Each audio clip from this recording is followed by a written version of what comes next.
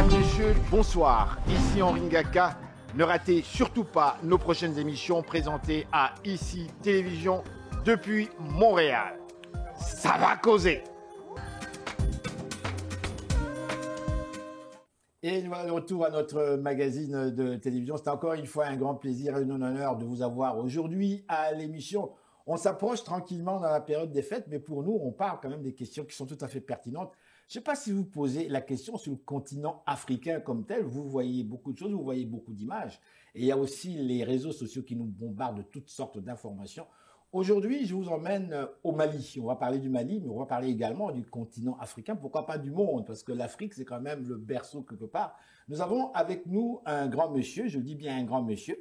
Lui-même, il s'ignore quelque part comme étant un grand monsieur. Je l'appelle grand monsieur parce qu'au sein de la communauté africaine, au sein de la grande diaspora africaine ici à Montréal, et j'ai vérifié, il est considéré comme un grand monsieur, comme un sage. Monsieur Boniface Diawara, merci de votre présence à l'émission. Comment ça va? Ça va bien, monsieur Diarra. Monsieur Diarra. Voilà, merci. Qu'est-ce que j'ai dit? Monsieur Boniface Diawara, je suis Diarra. Mais ça, c'est la nervosité de vous avoir ici sur le plateau. Alors, j'ai confondu avec Diawara. Voilà. Merci de me corriger. Donc, monsieur Boniface Diarra. Monsieur Diarra, vous êtes originaire du Mali. Oui. Vous êtes professeur d'université. Oui. Vous enseignez une matière quand même très pertinente. On parle ici de la criminologie quand même. Oui. C'est un plaisir que de vous avoir ici. Avant d'aller plus loin, j'aime bien quand même présenter mes invités, mais j'aime bien qu'ils se présentent eux-mêmes quand même. En fait, qui êtes-vous? En fait, je suis un enfant du Mali, né dans un village qu'on appelle Karandembougoula, à 12 km de Kita, qui a été christianisé et donc de fait a changé de nom par le fait de la christianisation, qu'on appelle Saint-Isidore. Alors, quand je viens ici, je dis je suis né à Saint-Isidore. Les gens se demandent si je suis né au Québec. Mais en fait, je suis né au Mali et je porte jusqu'à mon nom, n'est-ce pas, le poids de la domination française et occidentale, puisque j'ai été christianisé. Vous avez été christianisé. Voilà. Moi-même, je vous avoue que j'apprends. Je vous avoue mon ignorance par rapport à en fait, cette partie, parce que pour moi, toute l'Afrique de l'Ouest, excepté peut-être le Sénégal, où on parle beaucoup quand même du christianisme ou autre, mais les autres pays, pour moi, c'était tous des pays à tendance musulmane. Et je ne savais pas qu'il y avait des chrétiens au Mali. Ça, je l'avoue. En fait, en Afrique, de façon générale, les religions révélées, évidemment, se sont imposées avec la colonisation, mais l'Afrique a gardé sa spiritualité. Et donc, que l'on soit musulman, chrétien ou autre, toutes ces religions révélées en Afrique sont gauchies par la spiritualité africaine. Quand vous dites spiritualité, juste pour nous éclairer, que voulez-vous dire précisément? Vous savez, je suis chrétien, mais je n'ignore jamais les rituels que mon grand-père, qui n'était pas chrétien, qui lui était, voilà, m'a initié, n'est-ce pas? Et donc, généralement, quelquefois, je ne vais pas choquer les gens, mais il m'arrive, lorsque je prends la parole en public, de faire d'abord demander la bénédiction des ancêtres, n'est-ce pas? Et donc ça, c'est un rituel habituel que je fais. Et je les demande de m'accompagner et de me guider, de m'éclairer dans tout ce que je fais. Et même dans mes enseignements, j'ai enseigné ici à l'Université de Montréal de 92 à la fin 2021. Et donc, au début de chaque cours, je me présente et je dis aux étudiants d'où je viens. Je leur indique que ma langue maternelle est le bamanankan et donc je ne suis pas francophone, je suis bamanankanophone. Et donc, il peut arriver qu'effectivement, ma compréhension de la langue française n'est pas complète. J'ai une maîtrise négative de la langue française, mais une maîtrise positive de ma langue maternelle qui est le bamanankan. Quand je vous écoute, Je vous avoue, madame, monsieur, je ne sais pas si vous l'êtes, mais je suis un peu perdu, quelque part. Mon cerveau doit travailler très, très vite, là, très, très vite, là. Nous sommes partis de carrément spiritualité. Et là, vous avancez un élément très important par rapport à la langue comme telle. Est-ce que pour vous, la langue, si je comprends bien, c'est plus qu'une manière de communiquer, quelque part. La langue, c'est un tout. C'est l'expression de toute une culture, de ce que vous êtes, quelque part, de votre histoire. C'est bien ça? Exactement. C'est-à-dire que la langue est quelque chose de fondamental. On le sait très bien puisque nous vivons dans une province où il a fallu que, effectivement, avec ce qu'ils ont appelé ici la révolution tranquille, qu'ils s'approprient leur langue, n'est-ce pas, pour pouvoir aspirer à atteindre, n'est-ce pas, sortir d'une société agraire à une société des technologies, lorsque vous n'est-ce dites pas, industrielles. D'accord, mais je ne vais pas m'éterniser sur ça parce que vous me conduisez sur des thèmes très intéressants que personnellement, en fait, j'affectionne. Mais lorsque vous parlez de s'approprier, les Québécois s'approprier dans leur langue, mais pour moi, il me semble que les Québécois, aujourd'hui Québécois, mais les Canadiens français, selon moi, se sont toujours appropriés, selon moi, leur langue. Lorsque je regarde, par exemple, des vidéos qui datent des années 60, que je vois un Jean Lesage, Premier ministre du Québec, s'exprimer, ce monsieur, je m'excuse, il n'avait aucun complexe par rapport aux autres premiers ministres partout dans le monde, parce qu'il parlait avec classe, avec éloquence, avec consistance, déjà dans ce temps-là. Alors, quand moi j'arrive plus tard, dans les années 73, et que vous aussi et d'autres, nous venons, qu'on entend ce discours-là où on dit, ben voilà, c'est à partir de la Révolution tranquille, ben, où on a commencé à s'approprier quelque part notre langue. Mais moi, je réponds, mais je m'excuse, mais votre langue, elle existait déjà dans les années 60. Il me semble que les religieux se sont occupés très bien de vous pour faire en sorte que la langue soit maintenue. Donc, pourquoi nous parler de ça maintenant? Il me semble que maintenant, on ne peut qu'évoluer quelque part, selon moi. Le français est déjà là, d'après moi. Peut-être que je me trompe. Non, non, mais je suis tout à fait d'accord. C'est le discours que je veux, le message que je veux faire passer, qu'en fait, aucun peuple au monde ne peut aspirer à l'épanouissement dans la culture d'un autre. Et qu'en fait, les Africains, ça me fait toujours de la peine d'entendre les Africains se présenter. Je suis francophone, anglophone ou lusophone. L'Afrique n'est ni culturellement, ni linguistiquement, encore moins, n'est-ce pas, socialement, une société. Nous sommes effectivement des gens qui ont été colonisés, mais il faut, je pense, choisir les bons mots. Si nous voulons historiquement établir les rapports que l'Afrique a eus avec ceux qui l'ont colonisé, il est simple de dire aux enfants africains, je suis ressortissant de l'Afrique des dominations françaises, des dominations anglaises et des dominations, n'est-ce pas, portugaises. Anciennement. Présentement, c'est-à-dire qu'en fait, nous vivons dans des États dont la cartographie, vous le savez autant que moi, sinon mieux que moi, que la cartographie politique actuelle de l'Afrique n'est pas l'émanation de la volonté des peuples africains. C'est de 1884 à 85 que les Européens ont décidé de donner à l'Afrique actuelle ce qu'elle est dans sa cartographie. Et donc, il s'impose de fait aux Africains de prendre conscience qu'en fait, ils ne sont pas libres, n'est-ce pas? Et que la lutte pour l'indépendance doit se poursuivre, n'est-ce pas? On le voit très, très bien avec ce qui se passe au Mali. D'accord, mais avant que vous alliez vers le Mali, justement, un point qui nous intéresse beaucoup, lorsque vous affirmez ici, on n'est pas libre, quelque part.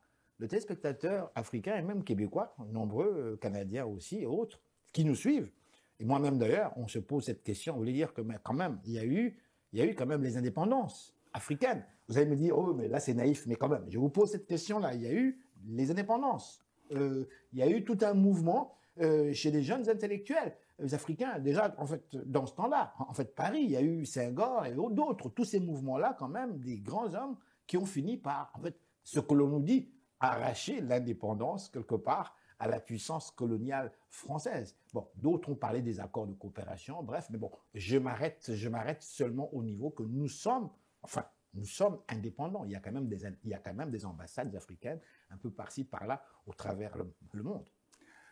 En fait, l'Afrique aujourd'hui et les peuples africains sont prisonniers justement de cette cartographie politique qui a été forgée par des étrangers. La conférence de Berlin. La conférence de Berlin. Et plus nous cultivons le micronationalisme, plus nous sommes insérés dans la camisole de la domination étrangère. Micronationalisme. Le micronationalisme, c'est-à-dire qu'en fait, ça me fait toujours de la peine lorsque je vois des gens dire « je suis sénégalais, je suis malien, je suis congolais, je suis ivoirien ». On ne devrait pas le faire. Ça me fait de la peine. Dire « je suis un Africain de Côte d'Ivoire, du Mali, du Sénégal ». Ça fait plus sens que de dire « je suis malien ». Parce que pour être malien, il faut que le Mali soit un État, effectivement, nation. Et je dédaigne à employer même le mot nation parce que nous vivons, que ce soit au Mali, au Canada ou dans d'autres pays, et toute l'humanité aujourd'hui vit dans une société plurale, n'est-ce pas? L'État-nation tel que a été théorisé par Mazzini et Ernest Renan en France est complètement quelque chose d'obsolète, dépassé, n'est-ce pas? Totalement. Ou par Fichte, n'est-ce pas, en Allemagne, n'est-ce pas? La nation telle que définie aujourd'hui n'existe nulle part. Ce qui existe dans le monde, ce sont des sociétés plurales.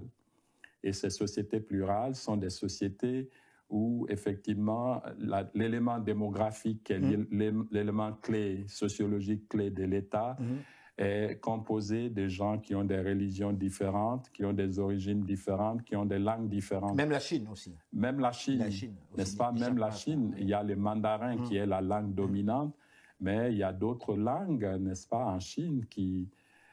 donc, en Israël, on peut prendre Israël. Israël, c'est la même chose. Il n'y a pas que l'hébreu là-bas qui est parlé, n'est-ce pas? Vous prenez l'Allemagne qui prône la thèse du nationalisme involontaire. Vous allez voir qu'en Allemagne, lorsque l'Allemagne a décimé ses enfants lors de la Première et de la Seconde Guerre, aventure belliciste héros-occidentale de 1914 et de 1939-45, l'Allemagne a dû recourir aux enfants turcs, n'est-ce pas? Et on se souviendra comme bien... main-d'œuvre.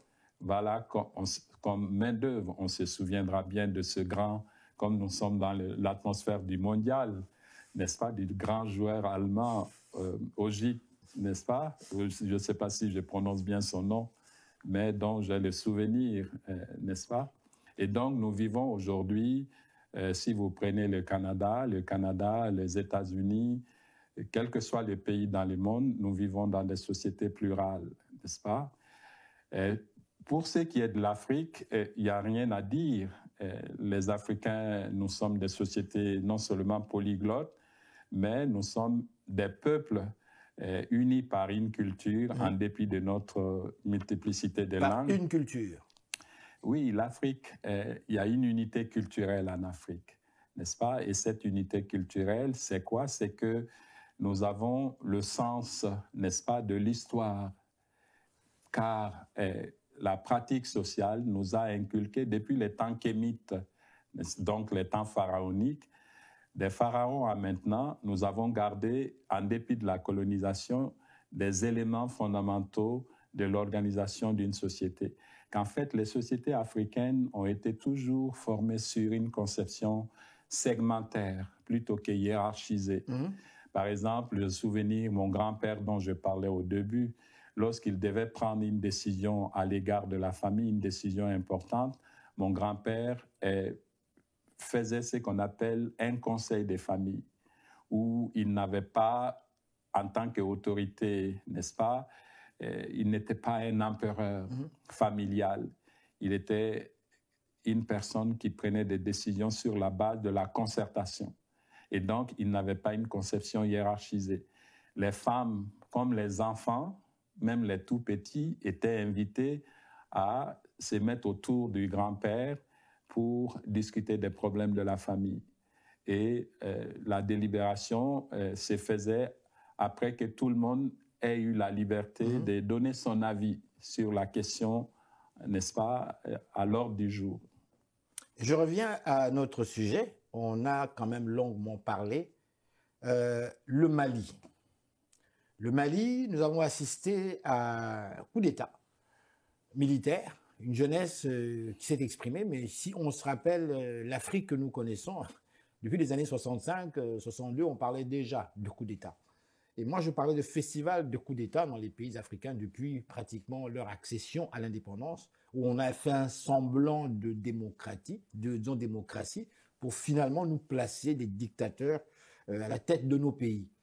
Le Mali, qui semblerait-il aller vers une voie démocratique, avec un partenariat qui s'affirmait avec la France de plus en plus. On a d'ailleurs vu le président lors de certaines manifestations françaises comme telles, aujourd'hui dirigé par des jeunes militaires. Et comme par hasard, ces militaires, si on regarde la configuration globale, n'est-ce pas, du système de l'échiquier politique international, on sait très bien que c'est depuis la fin de la guerre, où on parle de l'Est-Ouest. Donc, pour les pays africains, quand on se libère, on va chez papa Ouest ou bien chez maman Est. C'est l'un ou l'autre.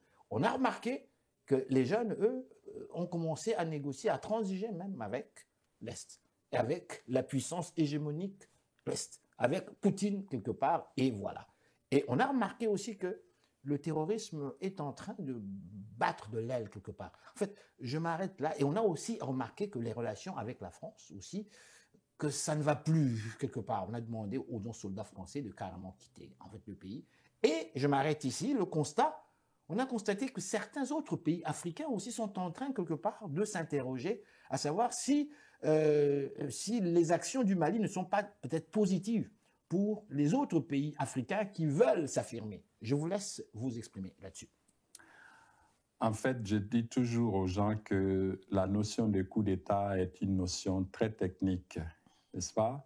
Qu'en fait, si nous regardons l'histoire de l'Afrique, il y a eu en fait très peu de coups d'État.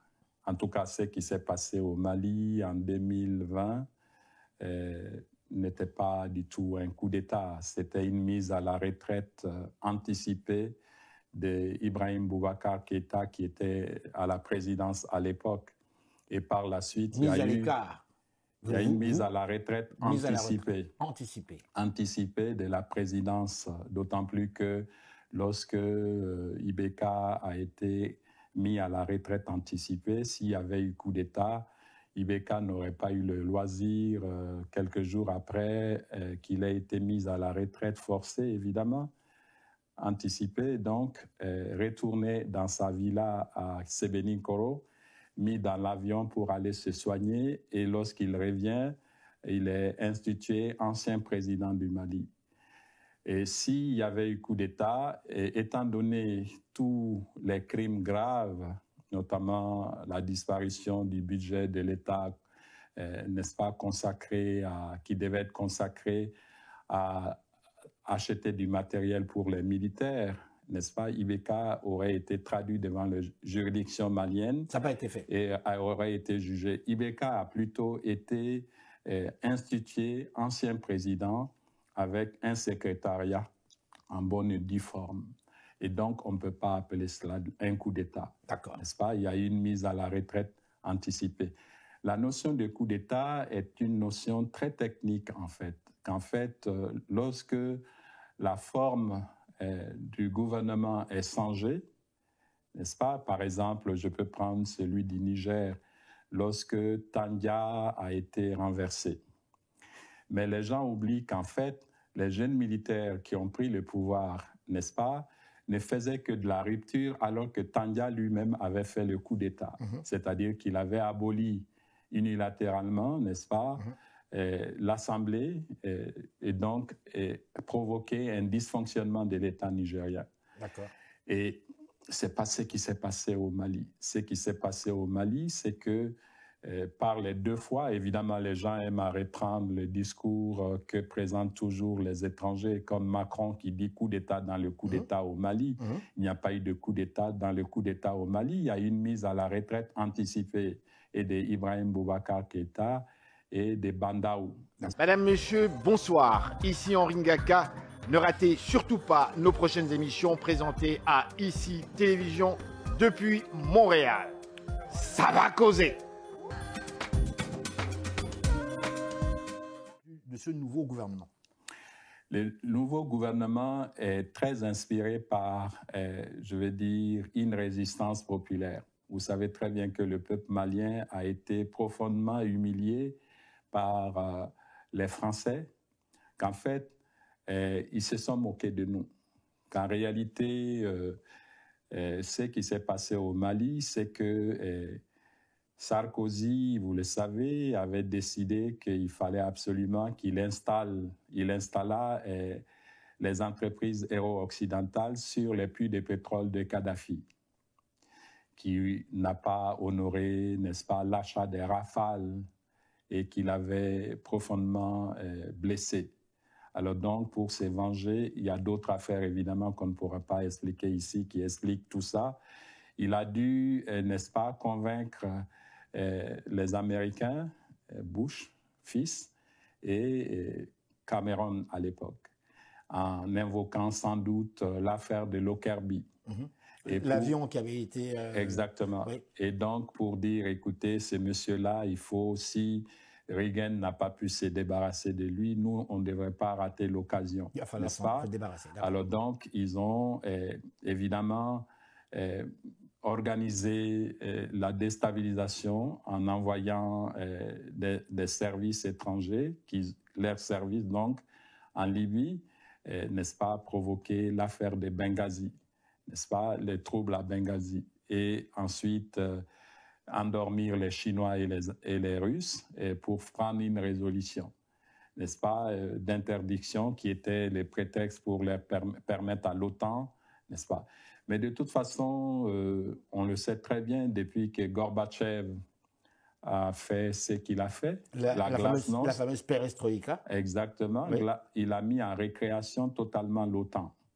Et donc, l'OTAN peut prendre de sa propre initiative, n'est-ce pas, la décision d'intervenir dans les pays qu'il choisira. Oui. Et la Libye, malheureusement, a été victime de ça à cause, évidemment, Monsieur Medvedev, qui était à l'époque président en Russie, n'a rien vu venir. Et donc, l'OTAN s'est mis en récréation en Libye et a malheureusement déstabilisé ces pays qui se trouvent aujourd'hui profondément dans une situation absolument pas enviable. D'accord, je reviens sur le Mali. Alors, le Mali, évidemment, a été victime de même stratégie que le général de Gaulle avait mis en place depuis longtemps. C'est-à-dire qu'en fait, le général de Gaulle a compris que depuis que les Américains, Churchill et Roosevelt, ont décidé, n'est-ce pas, de la charte de l'Atlantique, le général de Gaulle savait que ça n'était fait du colonialisme. Mm-hmm. Quand vous lisez ses mémoires, vous trouverez effectivement qu'il sait très bien, dans le tome premier, il l'affirme, n'est-ce pas, que depuis que les Américains, eux aussi, veulent bénéficier de l'espace colonial pour leurs produits. Mais forcément. Alors, pour leurs produits, les Américains, donc, exigeraient le démantèlement des structures coloniales, des empires coloniaux. Et c'est effectivement ce qui s'est passé après l'aventure belliciste héro-occidentale de 1939-45, qu'on appelle faussement, évidemment, Seconde Guerre mondiale, puisque ce n'était pas une guerre mondiale dans la mesure où les Africains qui étaient colonisés, ce qu'on appelle les tirailleurs sénégalais, oui. ont été conscrits et ne sont pas allés volontairement à la guerre. Et donc, dire Première Guerre mondiale et Seconde Guerre mondiale est purement et simplement une escroquerie conceptuelle. D'accord. Je vais revenir, Monsieur Diarra, je vais revenir ici au Mali. On est en 2022, pardon, bientôt 2023, fin 2022. Que se passe-t-il avec ce pays? Est-ce que le Mali, je pose ma question directement, est-ce que le Mali tombe dans le camp de l'Est, dans le camp soviétique, dans le camp qu'on appelle, comme on dit, faussement communiste? Le Mali cherche, avec la révolution de sa jeunesse, n'est-ce pas, cherche simplement à essayer de témoigner, de dire aux Africains, nous devrions témoigner, apprendre à témoigner sur nous-mêmes. Vous savez, vous ne pouvez pas construire votre liberté avec les matériaux de votre domination. Et malheureusement, depuis ce qu'on appelle l'illusion d'optique qu'on présente comme les indépendances, les Africains ont pris, n'est-ce pas, les matériaux forgés par les dominateurs et s'en servir pour vouloir construire leur liberté. C'est impossible, d'accord? Et c'est pour ça qu'il y a un travail de déconstruction nécessaire, n'est-ce pas, par l'intelligentsia. Il faut qu'il y ait un leadership au niveau de la réflexion. Qu'en réalité, il ne suffit pas d'accumuler des diplômes pour prétendre être des intellectuels de haut niveau. Et donc, il y a très peu, en fait, d'intellectuels en Afrique, et ça, c'est une des causes de la raison dans laquelle l'Afrique gise encore dans la domination. Et quelle est votre définition de l'intellectuel? Pour moi, l'intellectuel, on n'a pas besoin d'être scolarisé dans la culture de dominateur, n'est-ce pas? C'est très attristant de savoir que... La culture du dominateur. Oui, c'est-à-dire que c'est pas parce que je suis PhD ou postdoc de l'Université de Montréal et de l'Université du Québec, n'est-ce pas, que je suis forcément un intellectuel. Je suis peut-être un diplômé. Un intellectuel, pour moi, c'est celui qui apprend à réfléchir. On n'a pas besoin d'aller à l'école pour réfléchir, n'est-ce pas? S'arrêter. Avant l'arrivée de l'école européenne en Afrique, les gens réfléchissaient. Les gens concevaient leur vie et trouvaient les moyens de résoudre les problèmes qui se posaient à eux. Pourquoi? Parce qu'ils avaient une capacité autonome à l'époque. Mais lorsque le dominateur a réussi, n'est-ce pas, à aménager une structure institutionnelle et qu'il se débrouille pour mettre à la tête des institutions créées par sa force militaire, les personnes qui ont été mises là, n'est-ce pas, ces personnes généralement sont des personnes qui n'ont pas la perception d'eux-mêmes, n'ont pas la vision d'eux-mêmes, empruntent la vision que lui proposent donc les dominateurs et gèrent la société africaine dans l'œil de l'autre. Et c'est une des raisons fondamentales pour laquelle l'Afrique n'arrive pas à se libérer. Et aujourd'hui, c'est tellement triste de voir les gens répéter « démocratie, nous allons à la démocratie ». Oui, personne n'est contre la vertu, n'est-ce pas? Ils oublient, ils ne connaissent et ils ignorent fondamentalement ce qu'est la démocratie, son histoire, encore moins son usage, n'est-ce pas? Beaucoup de gens oublient que ce que les Européens font chez eux, que ce soit aux États-Unis, en France, en Allemagne ou en Espagne, au Canada où nous sommes, nous ne vivons pas dans des sociétés démocratiques. Nous vivons dans des sociétés parlementocratiques, c'est-à-dire on vit dans des systèmes de dictature du Parlement, n'est-ce pas, qui est l'opposé de la partitocratie, c'est-à-dire les systèmes que Staline a mis en place. Ici, que fait le discours juridique au Canada comme dans les autres pays qu'on appelle l'Occident? C'est le discours juridique qui aménage tous les rapports en société. Et ce discours juridique est créé par le Parlement. Et lorsque le discours est créé, ce discours juridique domine non seulement le gouvernement, domine la société et domine l'ensemble des éléments qu'on appelle l'État dans lesquels on pratique ces modèles-là. Il s'agit donc d'un système parlementocratique, c'est-à-dire que les discours juridiques aménagent tous les rapports du gouvernement aux citoyens, les rapports des citoyens aux institutions et les rapports des citoyens entre eux. C'est les discours juridiques qui l'aménagent. Et qui fonctionnent très bien par rapport aux pays que l'on dit, entre guillemets, anciennes colonies des puissances occidentales. Voilà, exactement. C'est pour ça que vous ne pouvez pas prendre, c'est-à-dire que la parlementocratie que les Européens appellent faussement démocratie est le remède que les Européens, lors de leur révolution, notamment la révolution puritaine, la révolution française et la révolution améropéenne, ont trouvé, n'est-ce pas, comme alternative au despotisme.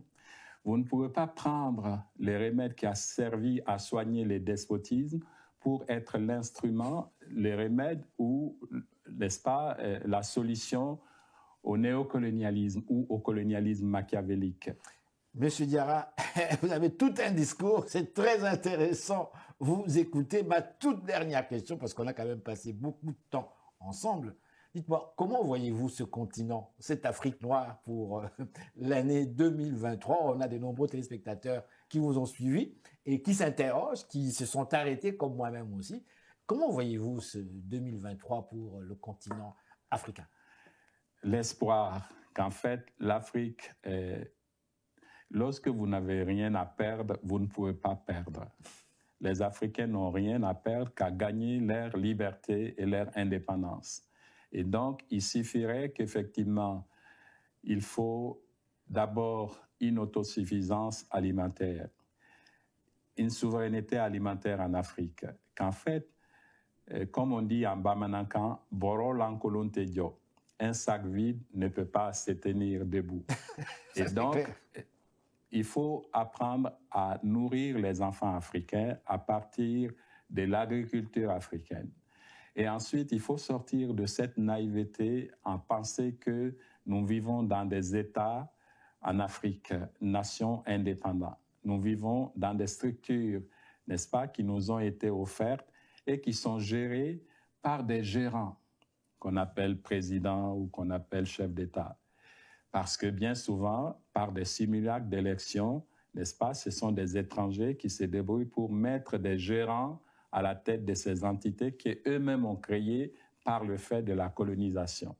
Et donc, encore une fois, si les Africains, les enfants africains sont bien nourris, ils sont capables de dire, écoutez, tu ne me nourris pas. Puisque tu ne me nourris pas, je te résiste. J'ai souvenance que quand on était jeune, lorsque le plus fort voulait s'imposer à quelqu'un et qu'il y a un qui ose lui dire, écoute, toi, c'est pas ton père qui me nourrit. Alors, tant que les Africains resteront prisonniers, n'est-ce pas, de l'aide, parce que l'aide n'est pas autre chose, quelle que soit sa forme, multilatérale ou bilatérale, n'est-ce pas, quelle que soit la nature de l'aide, n'est-ce pas, l'aide n'est pas autre chose qu'un succédané, n'est-ce pas, du modèle colonial, d'accord? Et donc, il s'agit de libérer les enfants africains. Et il n'y a que le témoignage, dans le témoignage sur soi-même. Le témoignage d'un Français sur un Malien ne peut pas être, je m'excuse, je ne devrais pas dire Malien, je devrais dire Africain du Mali, d'accord? Le témoignage du Français sur un Africain du Mali ne peut pas être le témoignage de cet Africain du Mali sur lui-même, d'accord? Et donc, l'Afrique doit apprendre à témoigner sur elle-même, donc à élaborer ces concepts. Et on n'élabore pas ces concepts dans le néant en fonction de l'appropriation de ces problèmes.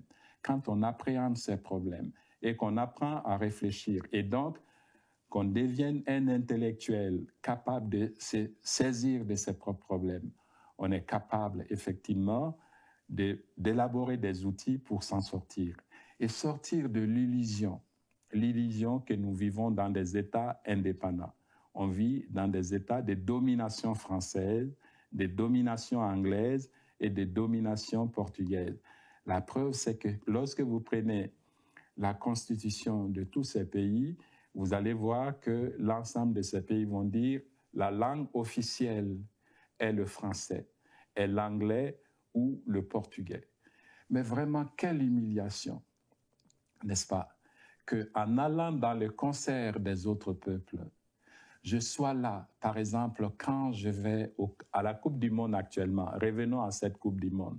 Nous avons eu des équipes là-bas, que vous voyez une équipe sénégalaise chanter son hymne d'indépendance dans la langue française. C'est une humiliation profonde, vous voyez. Il y a des très grands artistes, chanteurs au Sénégal, capables de concevoir une hymne, n'est-ce pas, d'un pays qui s'appellerait Sénégal. Monsieur Diarra, merci infiniment. C'est déjà malheureusement tout le temps qu'on a eu. On a eu quand même beaucoup de temps. On a fait quand même 34 minutes. C'est beaucoup. Merci d'avoir